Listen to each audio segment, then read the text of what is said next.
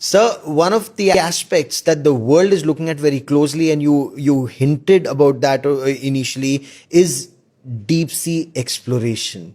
And when it comes to India, given our huge coastline and our exclusive economic zone, and others who are trying to come into our waters, what are we doing there? The role of space, the role of science, and you wear multiple hats. How do we harness that wealth?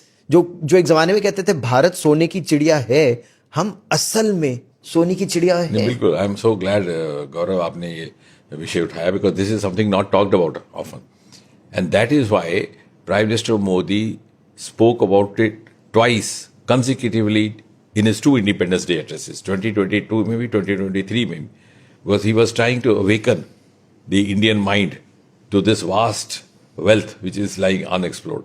So, in fact, there was a group of youngsters from Australia last year. So, in a lighter vein, I told them, I said, your island called Australia, your country called Australia, your continent called Australia, but your ocean not called Australia. Yeah.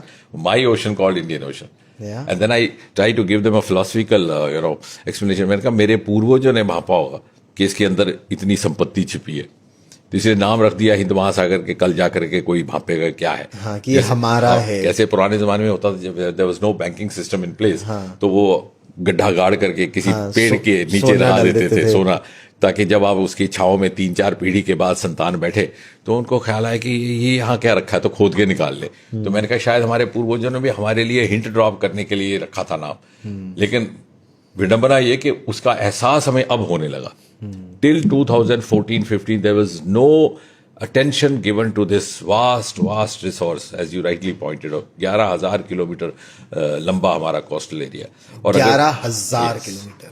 And if you explore, and almost 12 states lying on the coast, अगर आप उसको explore करेंगे, I think the amount of minerals, metals and fishery जो वहां से निकलेगी would be almost as much as you are getting on the land.